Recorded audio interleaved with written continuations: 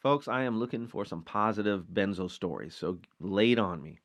I mean, I want to see. I'm running an experiment here. How many positive benzo stories can we get? And if your positive benzo story is I've tapered from this to this, and I'm doing, and I'm holding strong, and I'm fighting a good fight, and I'm optimistic, and I'm gonna beat this thing, share that.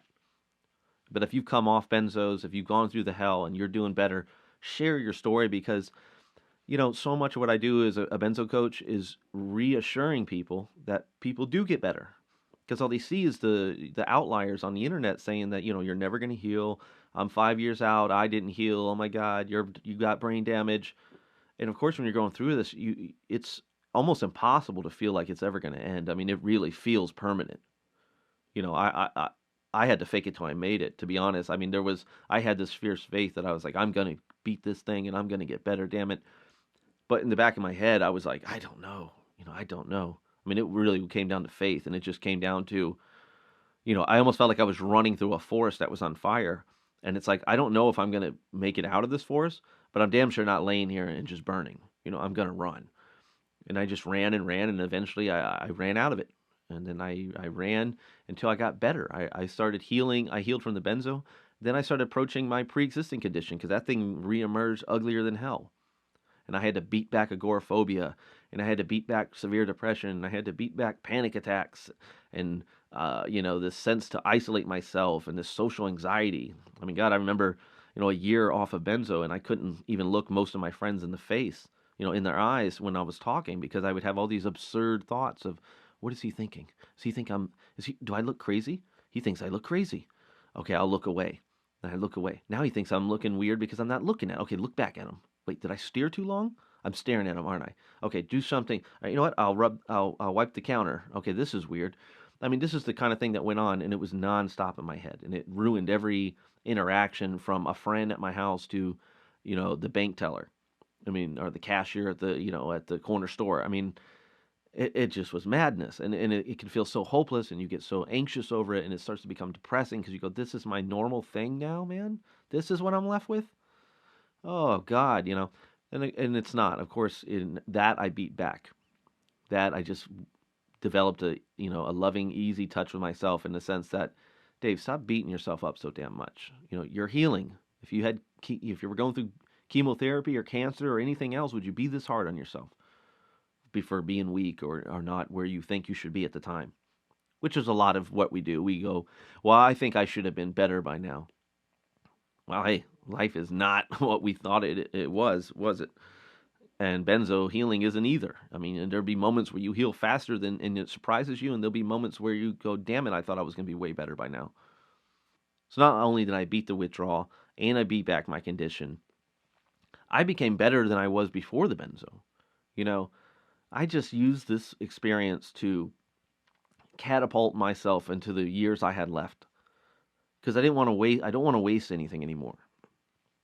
I waste so much time on benzo. I waste so much time healing and being on them and being in a certain state. And now I just want to get back to creating. I want to get back to just doing everything I can. And like everybody, everybody has things. I'm not saying you heal from benzo, you beat back that pre-existing, and you're 10 foot tall and bulletproof.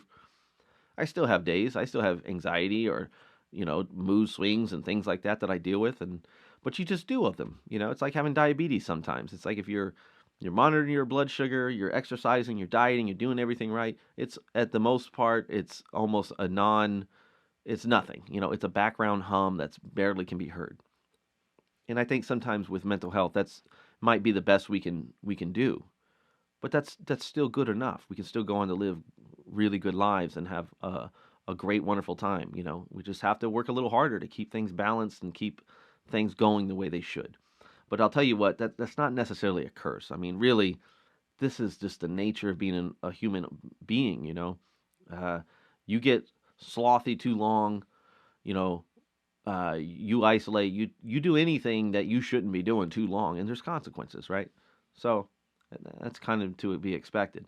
So anyway, positive story. I healed. I'm doing so much better now. I'll tell you guys, I'm better than I was before the benzo. I've seen several people that since I've been coaching come off the benzo and do better and better. I'm seeing most of my clients are doing better. I can't say that any of my clients really went backwards. I mean, there's some that are kind of stuck at some spaces, but they've all come down from the drug um, over the time of us working together, and they're getting better. Others have come, kicked the drug's ass. They're out exercising. They're losing weight. They're getting back into life. They're hiking. They're doing things again, and that's amazing. And I want to hear more of that. We need to hear more of that, guys. We need to hear that there is a positive side to this, that you do heal, but also that you go back to life and like things are different, that things can be better, that this drug thing you can, take this terrible situation and use it as some kind of motivation in your life, this driving force to get back in there and work harder and seize the day, to really go after things. Because after this, I mean, why would you live a life in fear? Right? Why would you be afraid to go back to school, pursue a job or career or relationship, or move to a new county, or whatever the thing is that you've been wanting to do that you've just not been doing because of this unconscious sort of paralysis? You come off benzos, it's like, you know what? I'm ready to seize the day.